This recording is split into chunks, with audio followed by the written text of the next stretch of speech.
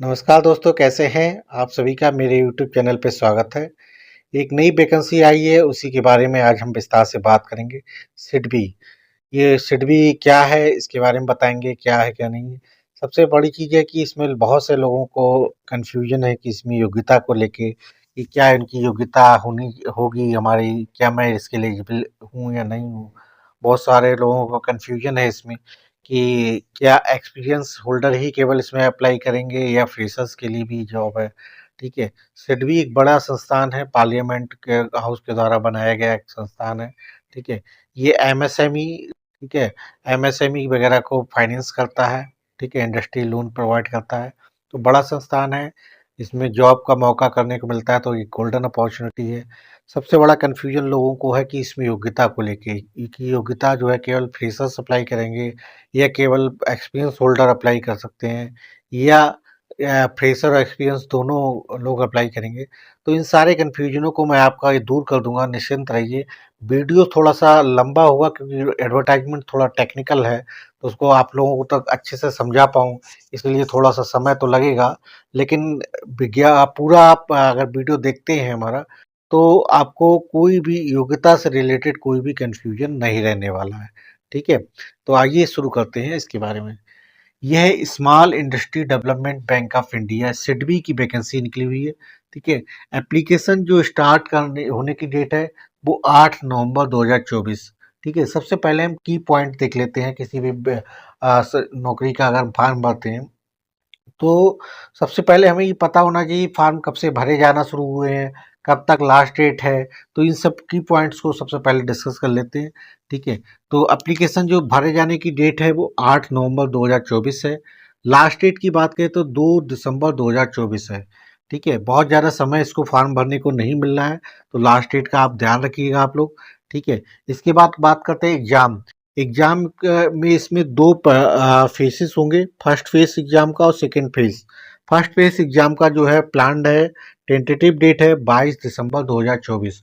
22 दिसंबर 2024 को इनका first face का एग्ज़ाम कराने का है। सेकंड फेस का जो इनका प्लान है एग्ज़ाम कराने का 19 जनवरी 2024, ठीक है। 19 जनवरी 2024 को इनका सेकंड फेस कराने का है। इसके बाद जो लोग सेकंड फेस क्वालिफाइड करा लेते हैं उनके लिए फिर पीआई एक रखा जाएगा। पीआई का जो संभावना है फरवरी 2025, फरवरी 2025 में इनका जो है प्लान है कि पीआई पर्सनल इंटरव्यू कराएंगे, ठीक है। तो ये कुल मिला के 2 फेस इसके रिटन एग्जाम के होंगे, एग्जाम फेस 1 और फेस सेकेंड, और उसके बाद एक पर्सनल इंटरव्यू का राउंड होगा, ठीक है। उसके बाद आपको सिलेक्शन या पोस्टिंग मिलेगी। फीस की बात कर लेते हैं सबसे पहले। फीस जो है जनरल ओबीसी और ईडब्ल्यूएस के लिए 1100 रुपये रखी गई है, ठीक है। तो जो कैंडिडेट जनरल ओबीसी ईडब्ल्यूएस में है वो 1100 रुपये फीस पे करेंगे। एससी एसटी और हैंडीकैप के लिए 175 रुपये की फीस रखी गई है, ठीक है। अब बात करते हैं एज की। एज जो है फॉर इसमें 2 तरह की पोस्ट निकली हैं। ग्रेड ए ऑफिसर पोस्ट निकली है, दूसरी पोस्ट निकली है ग्रेड बी की ऑफिसर की पोस्ट, ठीक है। ग्रेड ए ऑफिसर पोस्ट के लिए जो एज की मांगी गई है 21 से 30 साल। जिन युवाओं की उम्र 21 से 30 साल के बीच में है वो लोग ग्रेड ए के लिए एलिजिबल हैं, वो ग्रेड ए में अपना अप्लाई कर सकते हैं, ठीक है। बात करें ग्रेड बी के लिए, ग्रेड बी में जो एज की रिस्ट्रिक्शन है 25 साल मिनिमम होनी चाहिए और मैक्सिमम 33 ईयर्स, ठीक है। Maximum 33 years. एज कब कैलकुलेट करेंगे? 2 दिसंबर 2024 को मिनिमम एज और मैक्सिमम एज कैलकुलेट की जाएगी, ठीक है। और इसके बाद जो रिलैक्सेशन है जिनका S C S T O B C का जो एज रिलैक्सेशन है या हैंडीकैप का, वो मैक्सिमम एज में इसमें भी अवेलेबल है। जैसे कि अगर कोई कैंडिडेट एस सी का है, एस सी एस टी का है तो उसे 5 साल का रिलैक्सेशन मिलेगा। और कोई कैंडिडेट ओ बी सी का है तो उसे मैक्सिमम एज में 3 साल का रिलैक्सेशन मिलेगा। अगर कोई कैंडिडेट ओ बी सी का है और साथ में विकलांग भी है तो उसे 3 साल ओबीसी का रिलैक्सेशन और 10 साल विकलांगता, यानी टोटल 13 साल का एज रिलैक्सेशन मैक्सिमम एज में मिलेगा। ठीक ऐसे ही एस सी एस टी का कोई कैंडिडेट है उसको जो है एज रिलैक्सेशन जो है अगर वो हैंडीकैप्ड में है तो उसका एज रिलैक्सेशन जो है 15 साल का मिलेगा। 5 साल उसकी S C S T category के और 10 साल उसके हैंडीकैप्ड होने का, ठीक है। तो ये हैंडीकैप्ड के बारे में हो गया, ठीक है। तो इसमें एज रिलेटेड कोई कन्फ्यूजन अब आपको नहीं रहेगा, ठीक है। दो दिसंबर 2024 को मैक्सिमम एज और मिनिमम एज दोनों कैलकुलेट की जाएंगी। एज की जो रिलैक्सेशन होता है, जो छूट मिलती है रिजर्वेशन कैटेगरी वालों को, वो हमेशा मैक्सिमम एज में मिलती है, मिनिमम एज में नहीं मिलती है। तो मिनिमम एज सबके लिए बराबर है, ग्रेड ए के लिए 21 साल और ग्रेड बी के लिए 25 साल। हाँ, अब बात करते हैं पोस्ट। पोस्ट की बात करें तो assistant manager grade A general की पोस्ट कितनी है, 50 वैकेंसी है। एलिजिबिलिटी की बात करें तो इसमें ग्रेजुएशन ग्रेजुएशन चाहिए, एनी स्ट्रीम में नहीं चाहिए। इसमें कुछ स्पेसिफिक योग्यताएं मांगी गई, ग्रेजुएशन में स्पेसिफिक सब्जेक्ट मांगे गए। उन्हीं सब्जेक्ट से अगर आपने ग्रेजुएशन में है आपके, तभी आप एलिजिबल हो। जैसे कॉमर्स के साथ अगर कोई बंदा ग्रेजुएट है तो वो इसमें क्या बीकॉम वगैरह कर रखा है तो वो इसके लिए एलिजिबल है। ठीक है, अगर ग्रेजुएशन में किसी ने इकोनॉमिक्स पढ़ी है तो वो इसके लिए एलिजिबल है। ठीक है, इसके बाद अगर मैथमेटिक्स में है, अगर किसी ने ग्रेजुएशन पढ़ी है, बीए बीएससी कर रखा है, मैथमेटिक्स अगर सब्जेक्ट रहा है तो वो इसके लिए एलिजिबल है। ठीक है, इसके साथ में अगर स्टैटिस्टिक्स, ठीक है, सांख्यिकी के साथ में किसी ने ग्रेजुएशन में सब्जेक्ट रहा है तो वो भी इसके लिए एलिजिबल है। ठीक है, इसके बाद बात करते हैं किसी ने बैचलर ऑफ बिजनेस एडमिनिस्ट्रेशन यानी बीबीए कर रखा है तो वो भी इसके लिए एलिजिबल है।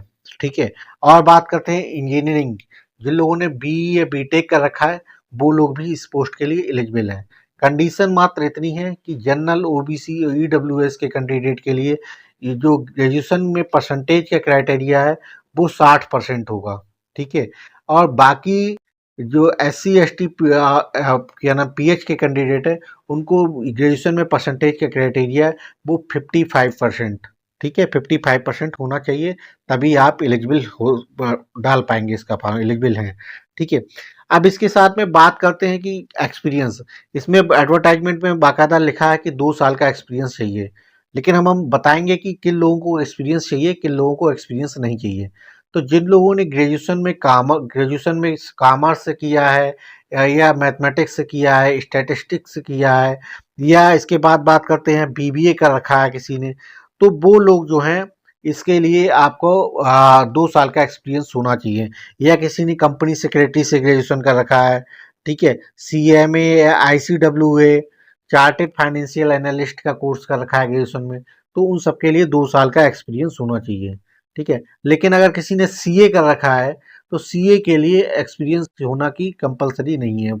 आपके पास एक्सपीरियंस है तो वेल एंड गुड, नहीं है तो नहीं, कोई आवश्यकता नहीं है। ठीक है, इसके साथ में अगर किसी ने एमबीए कर रखा है, एमबीए है या पीजीडीबीएम कर रखा है, तो उनके लिए भी कोई भी एक्सपीरियंस की आवश्यकता नहीं है। यही मैं बात बताने के लिए आपको कह रहा था कि अगर आपके पास एमबीए या पीजीडीबीएम है तो आपके पास, या सीए कर रखा है तो आपको एक्सपीरियंस होना कंपलसरी नहीं है। आप विदाउट एक्सपीरियंस के भी इस फॉर्म के लिए एलिजिबल है, आप इसमें आवेदन कर सकते हैं। ठीक है, तो 2 साल का जो एक्सपीरियंस की बाउंडेशन एमबीए और सीए वालों के लिए नहीं है। तो जो लोग ऐसे लोग हैं तो वो लोग अपना आवेदन कर सकते हैं इसमें। बहुत अच्छी वैकेंसी है। सैलरी की बात करें तो सैलरी लगभग 1 लाख रुपए पर मंथ के हिसाब से सैलरी है। ठीक है, तो बहुत अच्छी अपॉर्चुनिटी है क्योंकि गवर्निंग बॉडी में किसी में काम करने का आपको मौका मिलेगा। ठीक है, अब बात करें एक्सपीरियंस होना किस में चाहिए, तो एक्सपीरियंस जो आपको किसी भी फाइनेंशियल इंस्टीट्यूशन में आपने कर रखा हो, किसमें, क्रेडिट रिस्क मैनेजमेंट में अगर आपने एक्सपीरियंस कर रखा है तो उस टाइप का एक्सपीरियंस इन्हें चाहिए होगा। ठीक है, कोई ट्रेडिंग हाउस है या स्मॉल कमर्शियल लोन का की कंपनी है, तो या कोई educational loan, vehicle loan, housing loan की कंपनी है, इस तरह के किसी भी संस्थान में आपने काम कर रखा है वो आपको एक्सपीरियंस इसमें काउंटेबल हो जाएगा। ठीक है, ये हो गई group A, assistant manager group A general की। ठीक है, अब बात करते हैं मैनेजर ग्रेड बी।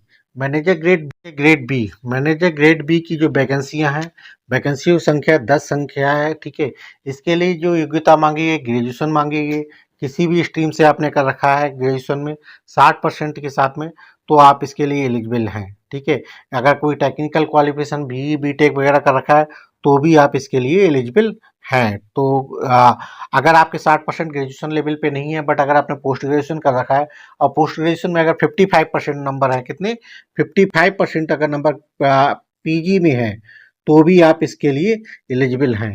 ठीक है, अगर S C S T category की कैंडिडेट है या हैंडीकैप कैटेगरी की कैंडिडेट है तो आप केवल अगर ग्रेजुएशन में पास हैं तो भी आप इसके लिए एलिजिबल हैं। लेकिन एक कंडीशन दे रखी है, सबके लिए 5 साल का एक्सपीरियंस चाहिए। 5 साल का एक्सपीरियंस होना चाहिए और जो एक्सपीरियंस है वो ऑफिसर ग्रेड की पोस्ट पे कम से कम होना चाहिए। ठीक है, तो ये आपका बात होती है मैनेजर ग्रेड बी के लिए। तो एक्सपीरियंस कहाँ कहाँ चाहिए, जैसे एक्जिम बैंक में है या आरबीआई में है, कोई सेबी वगैरह में काम कर चुका है। ठीक है, या किसी शेड्यूल्ड कमर्शियल बैंक में 5 साल का काम कर रखा है, तो वो लोग इसके लिए एलिजिबल हैं। ठीक है, अब बात करते हैं manager grade B. Manager grade B की बात करें तो इसके लिए जो है इसमें पोस्ट की संख्या है 6। ठीक है, मैनेजर ग्रेड बी में क्या है, एक लीगल है, दूसरा आईटी है।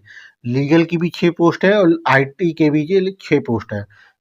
लीगल की सबसे पहले बात करते हैं तो इसमें लॉ ग्रेजुएट यानी ग्रेजुएशन के साथ में एलएलबी वगैरह करी होनी चाहिए। कितने परसेंट मार्क्स है, मिनिमम 50% मार्क्स कम से कम ग्रेजुएशन में होना चाहिए लॉ में।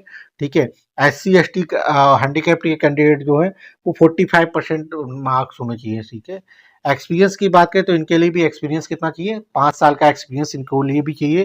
तो जिन लोगों ने मतलब एक्सपीरियंस भी इनका ऐसा चाहिए कि किसी थर्ड पार्टी पे ना हो। आप मतलब किसी भी कंपनी में आपका काम करते हुए आपको कम से कम 5 साल हो गए हों। ठीक है, किसके लॉ ग्रेजुएट होने के बाद में। ठीक है, एक ऐसे परमानेंट हो या फुल या डायरेक्ट एम्प्लॉयमेंट हो, कॉन्ट्रैक्ट बेस वाला हो, बट आउटसोर्स ना होना चाहिए एक्सपीरियंस। ठीक है, रिजर्व बैंक सिक्योरिटी एक्सचेंज वगैरह सेबी वगैरह में भी अगर आपने कहीं कर रखा है, आपको लीगल का एक्सपीरियंस है, तो वो भी आप एलिजिबल है। ठीक है, या आपका सेंट्रल पब्लिक सेक्टर एंटरप्राइजेस में किसी तरह का एक्सपीरियंस है, तो वो भी आप एलिजिबल है इसके लिए। ठीक है, ज़्यादातर इन्होंने प्रीफर करेंगे लीगल के लिए जो है वो है special knowledge of banking law होना चाहिए, company law, labour law, constitutional law and recovery and insolvency of bankruptcy law. इन सब के बारे में आपको ज़्यादा नॉलेज होनी चाहिए, वो इनके लिए एलिजिबल है। इसके बाद बात करते हैं manager IT. Manager IT grade B, इसके लिए क्या है, इंफॉर्मेशन आईटी मतलब इंफॉर्मेशन टेक्नोलॉजी। इसके लिए क्वालिफिकेशन जो मांगी गई है, bachelor degree in engineering technology में होना चाहिए, बीटेक होना चाहिए। ठीक है, किस ट्रेड कौन सी, कंप्यूटर साइंस है या कंप्यूटर टेक्नोलॉजी है या इलेक्ट्रॉनिक्स एंड कम्युनिकेशन है। ठीक है, इस तरह का कोर्स अगर किसी ने कर रखा है तो मैनेजर ग्रेड बी के लिए आप एलिजिबल हैं। ठीक है, बात करें एक्सपीरियंस की तो इसमें भी 5 साल का एक्सपीरियंस चाहिए, वर्क एक्सपीरियंस इसमें भी 5 साल का चाहिए। ठीक है, ठीक है, परसेंटेज की बात करें तो इसमें भी जो है आपका 60% मार्क्स होना चाहिए जनरल ओबीसी ईडब्ल्यूएस के लिए। बाकी एससी एसटी के लिए 5% की परसेंटेज में भी छूट रहेगी। ठीक है, एक्सपीरियंस जो इसका इन्होंने मांगा है वो at least 5 year experience in the information technology as IT system officer, या परमानेंट या फुल होना चाहिए। कॉन्ट्रैक्ट पे हो तब भी चलेगा, बट आउटसोर्स एम्प्लॉय का एक्सपीरियंस काउंट नहीं होगा। ठीक है, किसी फाइनेंशियल इंस्टीट्यूशन में है, एक्जिम वगैरह में है, नेशनल बैंक में किसी में भी है आपका I as a system manager या आईटी के रूप में है, तो आप इसके लिए एलिजिबल हैं। ठीक है, किसी लिस्टेड कंपनी में है आपका एक्सपीरियंस, तो भी आप एलिजिबल हैं। ठीक है, और तो ये सारी बात होगी आपकी योग्यता और वैकेंसी से रिलेटेड। अब चीज़ और महत्वपूर्ण है इसमें, महत्वपूर्ण ये चीज़ है, एक चीज़ और सबसे ज़्यादा इम्पोर्टेंट इसमें ये है कि इन्होंने अपने एडवर्टाइजमेंट में साफ लिख रखा है कि 60% हमको चाहिए, तो मतलब 60% ग्रेजुएशन में होना चाहिए। अगर किसी का 59.99% है तो वो इन्होंने 60% के इक्विवेलेंट नहीं माना है, इक्विवेलेंट नहीं माना है, बल्कि उसको कहा है कि ये 60% से कम है। तो जिसका 60% एग्जैक्ट है या उससे ज़्यादा है वही लोग एलिजिबल हैं। अगर एक आध परसेंट या 0.1% भी या कम है तो वो आप इसके लिए एलिजिबल नहीं है। ठीक है, तो जो परसेंटेज का क्राइटेरिया है वो क्राइटेरिया आपके पास होना चाहिए। ठीक है, ये चीज़ ध्यान रखिएगा। तो अब बात करते हैं सिलेक्शन प्रोसीजर। सिलेक्शन प्रोसीजर की बात करें तो इसमें 3 फेस होंगे basically, face first, face second, face third. Face first और सेकंड जैसा कि पहले मैंने बताया था, ये रिटन एग्जाम है आपके। ठीक है, फेस थर्ड आपका इंटरव्यू है। फेस फर्स्ट कितने नंबर का, 200 नंबर का होगा, ये स्क्रीनिंग टाइप का टेस्ट होगा और इसमें सिंगल पेपर होगा, 7 सेक्शन होंगे। कौन कौन से सेक्शन होंगे, पहला इंग्लिश का आएगा, 30 क्वेश्चन होंगे, 30 मिनट का समय, 30 नंबर का होगा आपका। दूसरा सेक्शन होगा रीजनिंग का, जिसमें 25 क्वेश्चन आएंगे और 25 नंबर के होंगे। तीसरा सेक्शन की बात करें तो कंप्यूटर नॉलेज का होगा, जिसमें 20 क्वेश्चन आएंगे, 20 नंबर के होंगे। चौथी बात करें तो फिर आपका जीएस जनरल अवेयरनेस वगैरह का पेपर होगा, जिसमें 20 क्वेश्चन आएंगे, 20 नंबर का होगा। फिर इसके बात करते हैं एमएसएमई पॉलिसी, यानी एमएसएमई पॉलिसी वगैरह क्या है, किस तरह के, इस तरह पॉलिसी से रिलेटेड जो भी क्वेश्चंस होंगे हैं, तो या लीगल फ्रेमवर्क है, नेटवर्क है, फाइनेंस मैनेजमेंट है, इन सब से संबंधित जो क्वेश्चन होंगे वो 30 क्वेश्चन आएंगे, 30 नंबर के होंगे, ठीक है। इसके बाद होगा स्ट्रीम स्पेसिफिक टेस्ट। स्ट्रीम जैसे आईटी वालों के लिए आईटी से संबंधित क्वेश्चन होंगे, लीगल वालों के लिए लीगल से क्वेश्चन से संबंधित होंगे, और जो जनरल वाले हैं उनके जनरल से संबंधित क्वेश्चन होंगे, ठीक है। वो कितने क्वेश्चन होंगे, 50 क्वेश्चन आएंगे, 50 नंबर का। टोटल जो आपके क्वेश्चन की संख्या होगी 200, 200 नंबर के क्वेश्चन आएंगे। टोटल टाइम पीरियड 120 मिनट होगा। इसमें एक सेक्शन वाइज टाइम बटा हुआ नहीं है, जैसे बैंकिंग के एग्जाम के और होते हैं तो उसमें हर सेक्शन के लिए टाइम बटा हुआ होता है। इसमें टाइम बटा हुआ नहीं, 120 मिनट ओवरऑल पूरे सातों सेक्शन के लिए मिलेंगे, ठीक है। तो ये एक अच्छी बात है। कई बार हम क्या होता है कि टाइम बाउंड होने पे उतने को नहीं कर पाते, तो इसमें आप आराम से कर सकते हैं, ठीक है। अब बात करते हैं फेज टू। फेज टू भी 200 नंबर का होगा, लेकिन इसमें दो पेपर होंगे। पेपर फर्स्ट जैसे होगा और दूसरा पेपर सेकंड। पेपर फर्स्ट में क्या होगा, जैसे इंग्लिश लैंग्वेज का पेपर होगा, ठीक है। इंग्लिश लैंग्वेज होगा, इंग्लिश लैंग्वेज हो गया, एसे हो गया, ठीक है। और ऑफिस करस्पॉन्डेंस से रिलेटेड, मतलब कोई लेटर राइटिंग वगैरह, इस तरह के 3 क्वेश्चंस आएंगे। आपका एसे हो गया, ठीक है, लेटर राइटिंग हो गया, ठीक है, या कोई स्पेसिफिक कंप्रहेंशन वगैरह है तो उसके क्वेश्चंस होंगे। 3 क्वेश्चंस होंगे, 75 नंबर का होगा।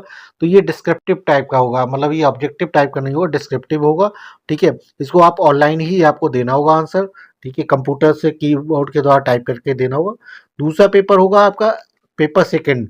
इसमें क्या होगा, जैसे अगर ग्रेड 1 के लिए बात करें, ग्रेड ए के लिए, तो उसमें एमएसएमई पॉलिसी से रिलेटेड क्वेश्चन आएंगे, ठीक है। रेगुलरिटी है, लीगल फ्रेमवर्क है, आप फाइनेंस के रिलेटेड हैं, ठीक है। ये आप बात करते हैं एमएसएमई फाइनेंसिंग है, ठीक है, केवाईसी है, फाइनेंशियल सेक्टर में जो यूज की जाती हैं, ठीक है। तो ये वर्किंग कैपिटल डॉक्यूमेंट्री वगैरह जो भी है, तो इस तरह के क्वेश्चंस आपके उस संबंधित होंगे। कितने क्वेश्चंस आएंगे, 50 क्वेश्चन होंगे, 75 नंबर्स होंगे, ठीक है। इसके अलावा फिर 10 क्वेश्चन ऐसे क्वेश्चन होंगे जो डिस्क्रिप्टिव टाइप के होंगे थोड़े से। इनमें आपको 10 में से कोई 4 क्वेश्चन अटेम्प्ट करने होंगे, जिनका जो नंबर्स होंगे वो 50 नंबर के होंगे, और इसका टाइम पीरियड मिलेगा 75 मिनट, ठीक है। तो इस टाइप के इसमें क्या होगा, बहुत सारे क्वेश्चंस जो डिस्क्रिप्टिव टाइप के होंगे उसको करना होगा आपको। तो इसी तरह की अगर हम बात करें, जैसे लीगल वाला हो गया, तो लीगल वाले में पेपर सेकंड में लीगल से रिलेटेड, लॉ से रिलेटेड क्वेश्चंस आएंगे, ठीक है। पेपर फर्स्ट तो सेम ही रहेगा, इंग्लिश लैंग्वेज वगैरह का। दूसरा इसमें क्या होगा, जीके आप लॉ, जनरल नॉलेज आप लॉ के होंगे। एडमिनिस्ट्रेटिव लॉ आप प्रिंसिपल सिक्योरिटी होगा जाएगा, ठीक है। इसके बाद में आपका भारतीय नाट्य संहिता वगैरह, यानी लॉ से रिलेटेड जो भी क्वेश्चन होंगे वो होंगे। इसके बाद आकर हम बात करते हैं आईटी वालों के लिए। आईटी वालों में पेपर फर्स्ट तो सेम ही रहेगा, पेपर सेकंड चेंज होगा। उसमें क्या होगा, उसमें उनके सॉफ्टवेयर से रिलेटेड क्वेश्चन होंगे, ठीक है। तो जैसे introduction of software, computer, fundamental data structure, ठीक है, फाइल स्ट्रक्चर एंड प्रोग्रामिंग है, सी लैंग्वेज है, C plus plus Java language है, ठीक है, पाइथन है। इन सब के क्वेश्चंस, इन सब से रिलेटेड क्वेश्चंस आपसे पूछे जाएंगे, ठीक है। तो ये आपका सारा सिलेबस के बारे में हो गया। इसके बाद जो होता है वो थर्ड फेज में क्या होगा, फेज थर्ड में होगा आपका इंटरव्यू। इंटरव्यू कितने क्वेश्चंस का, मार्क्स का होगा, 100 मार्क्स का आपका इंटरव्यू होगा, जो फाइनल सिलेक्शन आपको दिलाएगा, ठीक है। और अब बात करते हैं इसकी फॉर्म भरे कहाँ जाएंगे। तो फॉर्म भरने के लिए आपको सिडबी SIDVI.in, ठीक है, sidbi.in पे जाके आपको अप्लाई ऑनलाइन, क्या मिलेगा, अप्लाई ऑनलाइन का एक ऑप्शन दिखेगा। वहां से जाके आप अपना फॉर्म इसके लिए आवेदन कर सकते हैं। वहां पे आपको पहले अपना फ़ोन नंबर, ईमेल आईडी, नाम वगैरह डाल के आपका रजिस्ट्रेशन करना होगा। रजिस्ट्रेशन करने के बाद आपको पेमेंट खुल जाएगा, फॉर्म खुल जाएगा। उसमें अपनी बेसिक डिटेल, क्वालिफिकेशन से रिलेटेड, एक्सपीरियंस से रिलेटेड सारी इन्फॉर्मेशन आपको फिल करनी होगी, और इसके साथ में फ़ोटो और सिग्नेचर अपना अपलोड करना होगा, ठीक है। लेफ्ट हैंड थंब इम्प्रेशन वगैरह भी देना होगा, स्कैनिंग होगी इसमें, डॉक्यूमेंट की स्कैनिंग वगैरह अपलोड करने के बाद आपका फॉर्म कंप्लीट हो जाएगा, ठीक है। तो इस तरह ये आपका फॉर्म है, और जो लोग एक्सपीरियंस होल्डर हैं उनके लिए वैल्यू पोस्ट कर दूंगा, ठीक है। और अगर आप तो अब तक मेरे चैनल पे बने हुए हैं तो प्लीज़ ज़्यादा से ज़्यादा लाइक, शेयर और कमेंट करिएगा, ठीक है, ताकि मेरे लिए जो है एक अच्छा मोटिवेशन मिले, और मुझे लगे कि ये आपके पास एक इन्फॉर्मेटिव वीडियो आप तक पहुंच रहा है, ठीक रखिएगा। इसी तरह आप लोग अपना प्यार बनाए रखिएगा मेरे चैनल पे, और देख लाइक और सब्सक्राइब ज़्यादा से ज़्यादा करिएगा। बहुत बहुत धन्यवाद, थैंक यू।